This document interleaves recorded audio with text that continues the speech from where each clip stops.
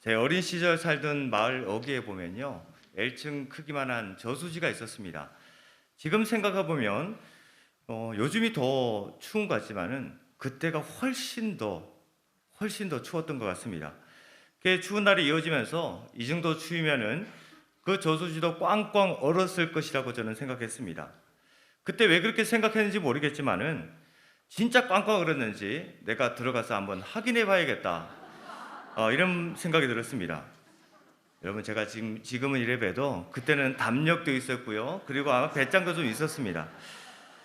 때마침 하늘에서 하얀 눈이 이렇게 내렸습니다. 저수지에 그 눈이 소복하게 싹 이렇게 깔려 있습니다.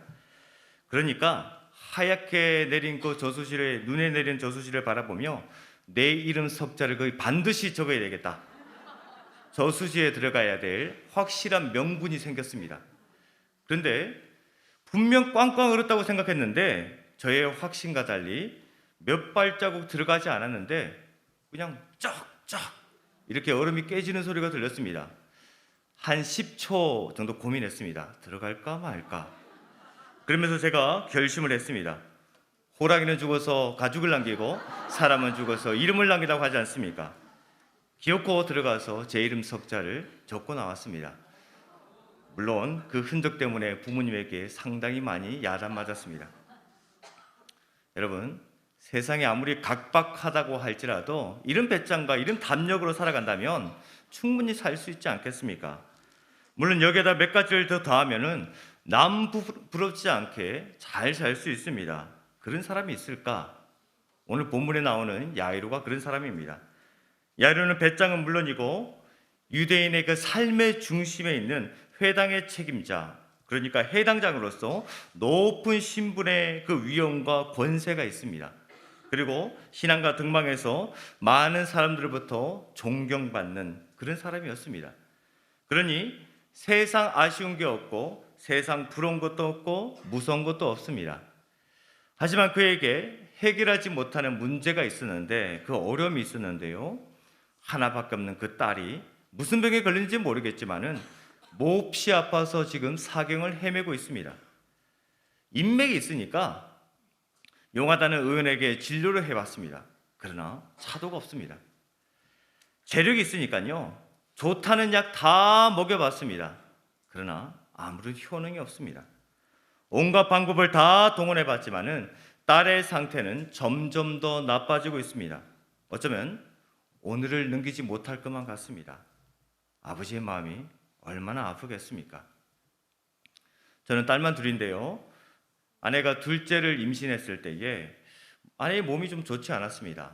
동네 산부인과 가봤더니 별일 아니라고, 흔히 있는 일이라고, 첫째 낳았으니까 둘째도 그냥 잘 낳을 수 있을 것이라고 이야기했습니다. 하지만 불안한 마음에 큰 병원에 갔는데 아니나 다를까 빨리 입원하라고, 당장 휴직하고 지금 입원해야 된다고, 잘못하다간 유산된다고 했습니다. 순간 하늘이 노래졌습니다. 하지만 뱃속에 있는 그 아기를 위해서 아빠가 무엇을 할 수 있겠습니까? 정말 기도하는 것 외에는 아무것도 할 게 없습니다. 야이로 역시 하늘이 노래졌겠죠. 이제 딱히 할 수 있는 게 아무것도 없으니까. 정말 기도하는 것 빼고 야이로가 무엇을 할 수 있겠습니까? 그때 예수님에 대한 소문을 듣게 되었습니다. 이웃에 사는 그 더러운 귀신 들린 사람도 고치고, 아무튼 대단하다는 소문이 여기저기 자자합니다. 다행히 근처에 계시다고 하니 이 예수님께 부탁을 하면 우리 딸이 살 수 있겠다는 희망을 가집니다.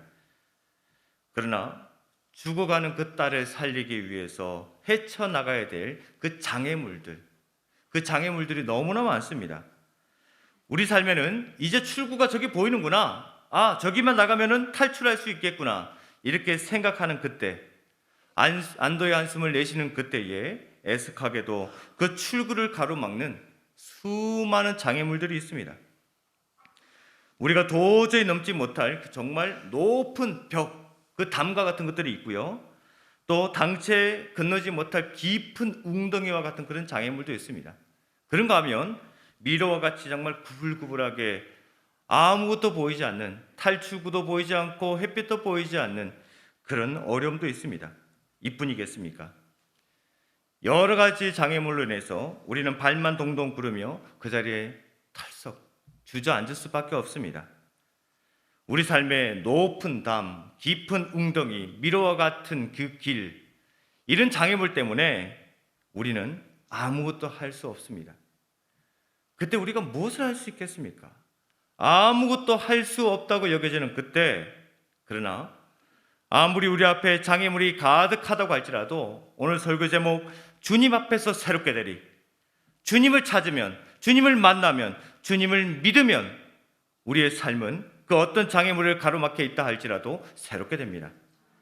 장애물을 뛰어넘는 그 야이로의 모습을 통해서 주님이 우리를 어떻게 새롭게 만드는지 오늘 본문을 통해서 살펴보겠습니다.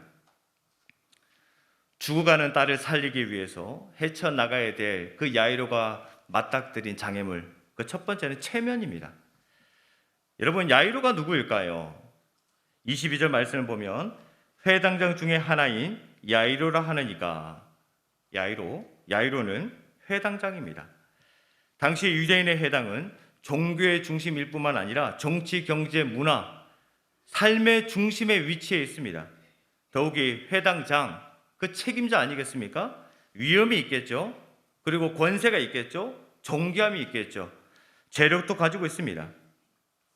안타까운 것은 그 해당 진영이 예수님과 대립하고 있습니다. 마가복음 1장에서 예수님은 회당에서 가르치기 시작했습니다. 1장 22절 말씀을 보면 무사람이 그의 교훈에 놀라니 이는 그가 가르치는 것이 권위 있는 자와 같고 서기관들과 같이 아니함 일러라. 예수님의 가르침에 대한 사람들의 반응입니다. 놀라지 않는 사람이 없습니다. 왜냐하면 지금까지 들었던 것과 너무나 다르기 때문입니다. 서기관들은 이런저런 법을 따져서 사람들의 삶을 억누르고 있습니다. 그런데 우리 예수님은 생명을 살리는 복음을 전하고 있습니다. 여기에다가 회당에 더러운 귀신 들린 사람이 있었는데 예수님은 단숨에 그 사람을 제압했습니다. 또 회당에 한손 마른 사람을 예수님은 고쳐 주셨습니다. 문제는 그날이 안식일이었습니다. 유대의 지도자들은 안식일 논쟁을 핑계로 어떻게 예수님을 죽일까 이제 의논하기 시작합니다. 이러니 회당의 책임자인 야이로, 그는 지금 갈등의 한복판에 놓여 있습니다. 사랑하는 딸이 아파서 죽어가고 있는데 아무리 손을 써도 낫지 않습니다. 최후의 방법인 예수님. 그러나 회당적인 내가 예수님께 부탁하자니 내 체면이 말이 아닙니다. 야이로는 이쪽이냐 저쪽이냐 선택의 기로에 서 있습니다. 하지만 우리가 생각하는 단순한 그런 선택이 아닙니다. 짜장면이냐 짬뽕이냐 양념치킨이냐 후라이드냐 이런 단순한 선택이 아닙니다. 사람들이 다 쳐다보고 있는데 회당장인 내가 체면이 있지. 어떻게 예수님께 나가서 부탁할 수 있을까? 체면이 무슨 소용인가? 사랑하는 딸이 오늘 내일 하고 있는데 딸을 살려야지. 여러분, 그깟 체면이 무슨 대수라고 생각하겠지만 체면을 목숨보다 더 소중하게 생각하는 사람들이 의외로 많습니다. 초나라의 항우라는 그 사람은요, 백정백성의 정말 대단한 영웅이었습니다. 그러나 단 한 번의 전투에서 패했는데 사면초가라고 외치고 자신의 목숨을 끊어버립니다. 충분히 도망가서 재기할 수 있는 상황임에도 모든 부하들이 죽고 내가 혼자 어떻게 고향에 가서 체면이 설 수 있을까? 그렇게 생각했기 때문에 죽었습니다. 체면이 무서운 것은 다른 사람들이 나를 어떻게 볼까? 스스로 눈치를 보기 때문에 그렇습니다. 다른 사람들은 아무렇지도 않게 생각하고 있는데 스스로 따가운 시선을 견디지 못합니다. 그래서 체면은 아무것도 아닌 것 같지만은 상당히 큰 장애물입니다. 물론 체면이라는 장애물을 뛰어넘는 사람도 있습니다. 산헤드린 공회의 그 니고데모는요, 예수님을 찾아와서 거듭남에 대해서 물었습니다. 그러나 그 역시 체면 때문에 낮에 사람들이 많이 있을 때 온 것이 아닙니다. 한밤중에 예수님을 찾아왔습니다. 야이로 역시 한밤중에 예수님을 찾아가면 되겠지만은 지금 딸이 죽어가고 있습니다. 오늘 내일 금방 죽을 수도 있는데 지금 찾아가지 않으면 우리 딸이 죽을 수밖에 없는데 기다릴 수가 없습니다. 당장 예수님을 찾아가 예수님께 살려달라고 부탁을 드려야 되는데 사람들이 너무나 많습니다. 한낮에 그 많은 사람들이 지켜보고 있는데 회당장으로서 고민이 되지 않겠습니까? 여러분이라면 어떻게 하시겠습니까? 제가 훈련소에 있을 때요, 밥 3끼 위에는 간식이 없었습니다. 훈련은 고된데 초콜릿 같은 그 단 거, 달달한 거 먹어봐야 되는데 그걸 먹지 못하니까 상당히 삶에 낙이 없다는 것을 느끼게 되었습니다. 마침 2월 14일 무슨 날인지 아십니까? 예, 그날이죠. 여자가 남자에게 초콜릿 주는 날. 훈련소에도 많은 소포가 왔습니다. 많은 소포가 도착해서 사람들에게 나눠줄 줄 알았는데 그림의 떡일 뿐이었습니다. 혹시 탈이 날까봐, 외부에서 가지고 온 음식을 먹었을 때 탈이 날까봐 나눠주지 않았습니다. 그날 밤 교관실 복도를 청소하는 저는 놀라운 것을 발견합니다. 조교들이 먹다 남아 그렇게 버린 반만, 아니 반도 아니에요, 반의 반도 먹고 안 먹고 그냥 버린 그 초콜릿을 제가 발견합니다. 쓰레기통에 있었다면 당연히 안 먹겠죠. 하지만 폐지 위에 고스란히 놓여있는 그 초콜릿, 먹을 수 있겠다는 생각이 들었습니다. 제 안에 갈등이 소용돌이 쳤습니다. 아이, 체면이 있지, 남이 먹다 버린 것을, 그것을 내가 먹을 수 있을까? 아이, 배고픈데. 훈련소에서 초콜릿이라니, 아싸, 깨끗하게 먹었는데 뭘, 많이 남았는데 뭘. 배고픔이냐 체면이냐, 그것이 문제로다. 다행히 갈등을 아주 짧았습니다. 여러분, 속담에 살 굶으면 포도청 담장도 뛰어넘는다고 하지 않았습니까? 주변에 아무도 없는 것을 보고 날름 주워 먹었습니다. 여러분, 얼마나 달았는지 그 초콜릿 맛을 아직도 잊을 수가 없습니다. 그래서 여전히 흘린 거 주워 먹고 그러지는 않습니다만은, 여러분, 체면도 상당히 중요하지만은 그것도 먹고 살만하니까 체면을 따지지 상황이 어려워지면 체면을 따질 수 없습니다. 배고프면, 아프면, 힘들면, 낮아지면 체면을 차리기보다는 현실 앞에 무릎을 꿇을 수밖에 없습니다. 야이로 역시 해당자이기 때문에 다른 사람들의 눈에 상당히 시선이 쏠리겠지만은 그 시선에 대해서 내가 관심을 가지고 또 어떻게 해야 될까 고민이 되겠지만은 지금 사랑하는 딸이 아파서 죽어가고 있는데 그딴 체면이 무슨 소용이 있겠습니까? 그래서 예수님을 만나기로 합니다. 그것도 한낮에 예수님을 만났습니다. 예수님을 만나는 것까지는 그래요, 뭐 체면 그따위 아무 필요 없습니다. 만날 수 있습니다. 그러나 야이로는 머뭇거리지 않고 예수님의 발 앞에 엎드렸습니다. 사람들이 보든 말든. 발 앞에 엎드린다는 것은 회당장으로서 체면이 이만저만 손상되는 것이 아닙니다. 당시 엎드린다는 것은요, 빚진 사람이 제발 한 번만 봐달라고 사정할 때 엎드리는 것입니다. 회당장이라는 신분을 가진 야이로가 예수님과 대립하고 있는 회당장 진영에서 예수님 발 앞에 엎드린다는 것은 상당히 힘든 일이었습니다. 그러나 여러분, 12년 전으로 돌아가 봅시다. 12년 전에 야이로의 딸이 태어남으로써 얼마나 기뻤겠습니까? 아마 온 동네에 잔치를 열었을 겁니다. 12년 동안 이 딸을 통해서 행복한 시간을 보냈습니다. 그런데 그 기쁨이, 그 행복이 한순간에 사라지고 있습니다. 그깟 체면 때문에 예수님 발 앞에 엎드리는 것이 무슨 대수겠습니까? 예수님이 내 딸을 고쳐주시는데 그 장애물 이기지 않겠습니까? 예수님을 믿고 구원받은 우리, 예수님을 찾고 예수님을 만나고 예수님의 발 앞에 엎드리면은 우리 삶의 모든 문제가 해결되어 주님 앞에서 새롭게 됩니다. 그런데 체면 때문에, 사람들의 눈치 때문에, 내가 교회 다닌 지 얼마나 오래되었는데, 내가 교회에서 어떤 직분을 갖고 있는데, 내가 세상에서 얼마나 잘 나가고 있는데, 예수님을 찾는 일에, 예수님을 만나는 일에, 그리고 예수님을 경배하는 일에 막히고 있지는 않습니까? 여러분, 혹 아프십니까? 혹 힘드십니까? 그렇지 않다 하더라도 우리의 삶이 새롭게 되기 위해서 체면 때문에, 눈치 때문에 그 장애물을 넘어 예수님께로 나가야지만 모든 문제를 해결할 수 있습니다. 그 장애물 넘지 못한다면 우리는 새로워질 수 없습니다. 이런 사람을 거칠애가 아닌 그 사람의 중심을 보시고 예수님은 반겨 맞아주십니다. 그리고 그 무너진 삶을 우리 주님이 새롭게 만들어 주십니다. 예수를 만난 야이로 예수님께 간곡하게 부탁하고 있습니다. 오늘 23절 말씀인데요. 내 어린 딸이 죽게 되었사오니 오셔서 그 위에 손을 얹으사 그로 구원을 받아 살게 하소서. 야이로 딸은 지금 금방 죽을 것 같은 심각한 상태입니다. 그러나 야이로는 예수님이 오셔서 손만 한번 얹어주시면 금방 나을 줄로 믿고 있습니다. 예수님도 이런 야이로의 믿음을 귀하게 여기셔서 흔쾌히 함께 가겠다고 하십니다. 예수님이 함께 가시니 벌써 내 딸이 나은 것만 같습니다. 그러나 야이로의 딸은 진짜로 죽어가고 있었기 때문에 야이로는 급하게 예수님을 모시고 가야 합니다. 그 사이 죽을 수도 있으니까.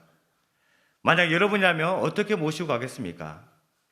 만약 저라면 체면이고 뭐고 그냥 이왕에 이렇게 된 거 저리 비키라고 지금 내가 급하니까 사람들에게 비키라고 소리를 지르면서 예수님의 손을 잡고 막 뛸 것 같습니다.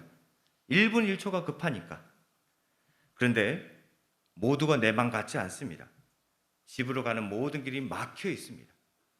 수많은 사람들이 예수님을 보기 위해서 그리고 예수님을 만나기 위해서 길을 막고 있습니다. 그 와중에 복병이 있습니다. 야이로 입장에서는 지금 한시가 급한데 회방을 놓는 여인이 있습니다. 오늘 25절에 12회를 혈루증으로 알아온 한 여자가 있어. 12년. 단순히 10년이 넘은 오랜 기간을 말하는 것이 아닙니다. 꽉 차있는 수. 그러니까 얼마나 고통스럽게 보낸 시간이겠습니까? 12제자, 12지파처럼 부족함이 없다는 것이 이 10인데 정말 고생과 고생을 다 한 여인입니다. 그러니 12회를 혈루증으로 알아온 여인, 그 긴 시간 동안 고생하며 힘들어하고 소외되어 있습니다. 용하다는 의사 다 찾아봤습니다. 아무 소용없습니다. 좋은 약 다 먹어봤습니다. 아무 소용없습니다. 아무 효과도 못 보고 그냥 돈만 허비했습니다. 자신의 속만 다 상하게 되었습니다. 유추병이기 때문에 나병과 같은 취급을 받으며 사회로부터 소외당한 여인, 얼마나 괴롭겠습니까? 그러던 중에 예수님의 소문을 들었습니다. 그리고 옷을 주섬주섬 입고 용기를 내어서 밖으로 나왔습니다. 혹시 예수님의 옷자락에 손이라도 잡으면 내가 예수님의 옷이라도 만지면 내가 낫지 않을까? 그런 기대감으로 예수님께 다가갔습니다. 그리고 예수님의 옷자락을 살며시 만졌습니다. 그런데 그녀의 병이 나았습니다. 자신의 병이니까 자신이 느끼지 않겠습니까? 하지만 예수님이 보통 분이 아니시잖아요. 예수님이 가는 길을 딱 멈췄습니다. 그리고 누가 내 옷에 손을 댔느냐고 묻습니다. 수많은 사람들이 지금 예수님을 에워싸서 가고 있습니다. 밀기도 하고 이렇게 많은 사람들이 함께 가고 있습니다. 누가 예수님의 옷에 손을 댔는지 어떻게 알겠습니까? 오죽했으면은 제자들이 역정을 낼 뿐입니다. 수많은 사람들이 이렇게 밀고 가는데 누가 손을 댔는지 찾을 수 있겠습니까? 그 여인도 딱하지만은 지금 야이로의 마음은 다 들어가고 있습니다. 말은 안 하지만은 그 여인의 병이 나았으니까 이제 빨리 집으로 갑시다. 나았잖아요. 12년 동안 고생한 거 다 나았으니까 빨리 집으로 가고 우리는 우리대로 가고, 우리 딸이 지금 죽어가고 있으니 빨리 가서 우리 딸 고쳐주세요. 그 간절함이 목구멍까지 찼습니다. 그런데 갑자기 간증의 밤이 시작되었습니다. 고통받는 여인은 떨면서 자기가 당한 모든 일을 예수님께 다 아뢰고 있습니다. 여러분, 억울한 일을 당한 사람, 서러운 사람은 그 간증이 끝이 없습니다. 제가 오래전에 한 남자 성도님을 신방했는데요, 고생을 너무 많이 했습니다. 태평양 전쟁에 끌려가가지고 고생한 이야기부터 해가지고 6.25 전쟁까지 생생한 전쟁 이야기를 들었습니다. 저는 한마디도 못했는데 1시간이 지나갔습니다. 옆에 있는 부인 권사님이, 아니 여보, 그 얘기는 작년에 했잖아요. 작년에 했던 얘기 또 1시간째 듣고 있었습니다. 고생. 그 고생은 해도 해도 끝이 없는 그 이야기들 아닙니까? 더욱이 일반적으로 여성은 말이 짧지 않습니다. 그러니까 고생을 12년 오래 한 여인이고 얼마나 할 말이 많겠습니까? 한 명의 간증인데 야이로의 입장에서는 하루 종일입니다. 한시가 급한데 시간이 너무 지체되어 있어서 속이 지금 시커멓게 타 있습니다. 그러나 여러분, 급할수록 서두르면 안 됩니다. 오래전에 제가 약속을 잡고 운전을 하고 있는데요, 하필이면 앞에 큰 트럭이 있습니다. 짐을 얼마나 많이 실었는지 천천히 가고 있습니다. 너무나 답답해서 빨리 가야 되는데 신호까지 계속 막혀서 정말 답답해서 죽을 뻔했습니다.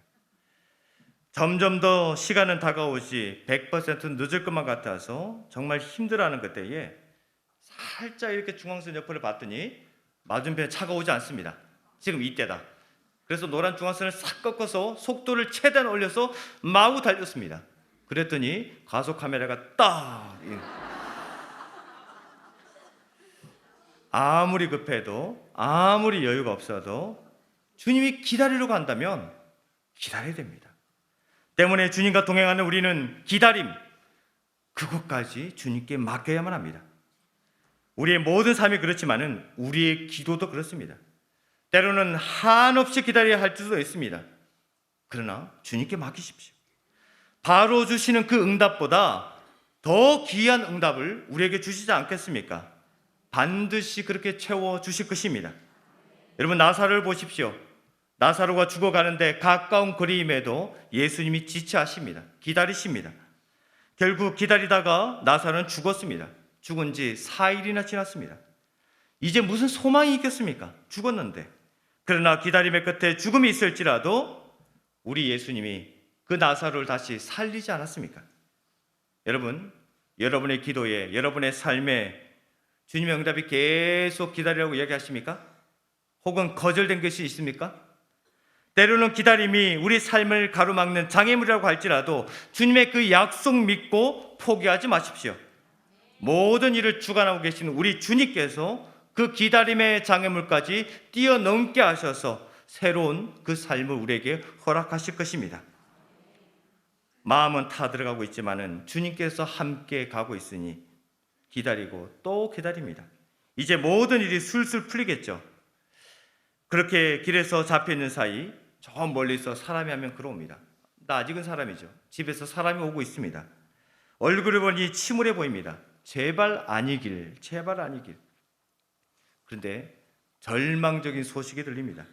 35절에 아직 예수께서 말씀하실 때에 회당장의 집에서 사람들이 와서 회당장에게 이르되 당신의 딸이 죽었나이다. 청청병력 같은 소리가 들립니다. 예수님을 만나고 집으로 함께 가고 있고 예수님이 기다리려고 해서 기다리고 있는데 딸이 죽다니 도저히 믿을 수가 없습니다. 그냥 나 혼자 갔다면, 나 혼자 살리려고 아둥부둥 했다면 죽을 수도 있겠죠. 하지만 예수님과 함께 가고 있는데 예수님이 기다리라고 해서 기다렸는데 내 딸이 죽다니, 아마 야이로는 급한 마음에 예수님의 손목이 벌겋게 될 만큼 잡아당기지 않았을까요? 절박하니까. 그런데 사람들이 어찌하여 선생을 더 괴롭게 하나이까? 이제 예수님의 손을 놓으라고 얘기합니다. 당신의 딸이 죽었나이다. 모든 것이 끝났으니까. 죽으면 모든 것이 끝납니다. 아무리 흔들어도 움직이지 않습니다. 한마디도 하지 않습니다. 일어나 봐요. 한마디만 해주세요. 일어나지 않습니다. 한마디도 하지 않습니다. 야이로는 그 자리에 이제 덜썩 주저앉지 않겠습니까? 모든 것이 끝났으니.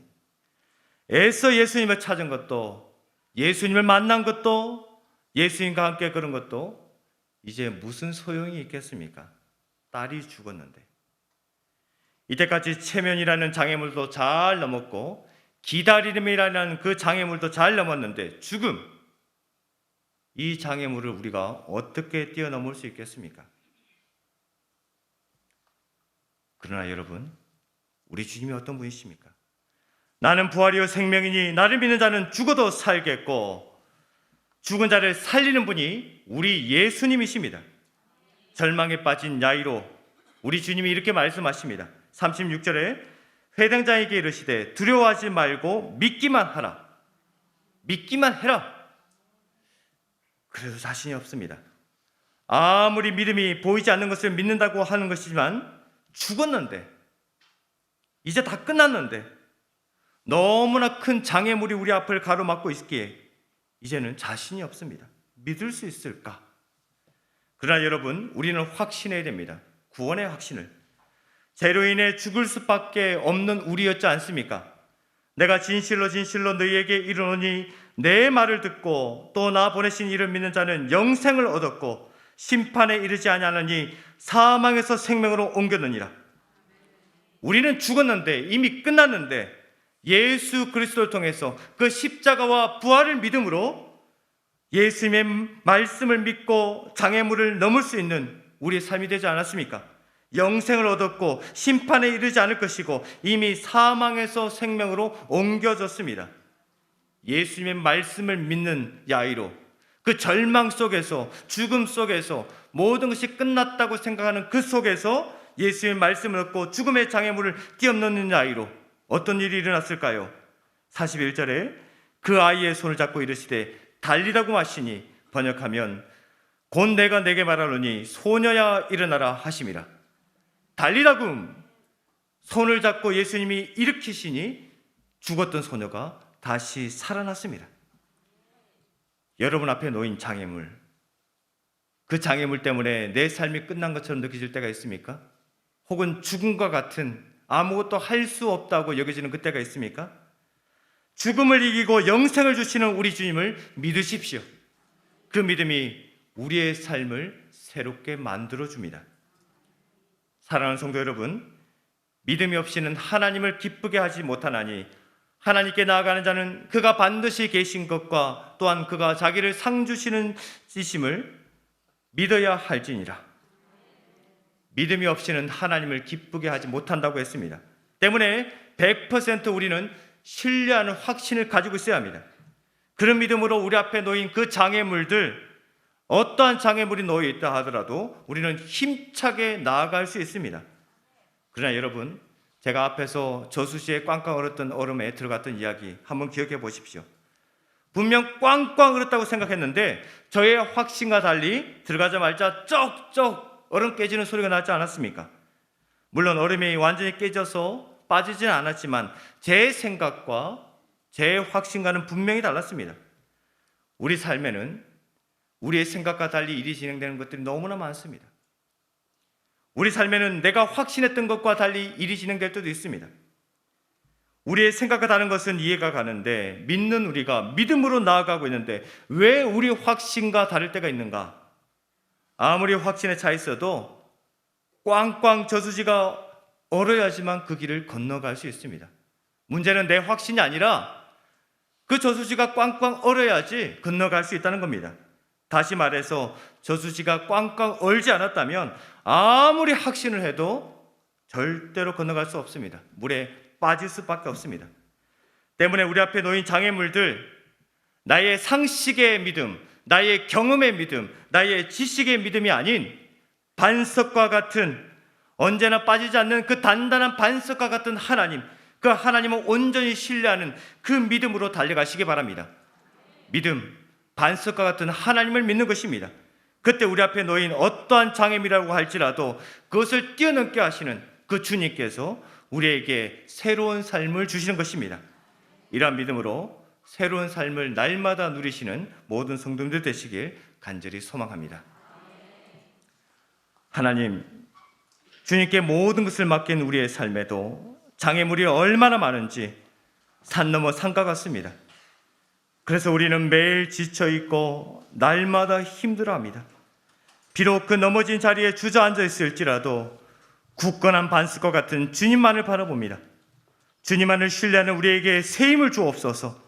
장애물을 뛰어넘는 믿음을 주옵소서. 주님만을 신뢰하는 이 믿음에 날마다 승리의 기쁨을 더하여 주옵소서.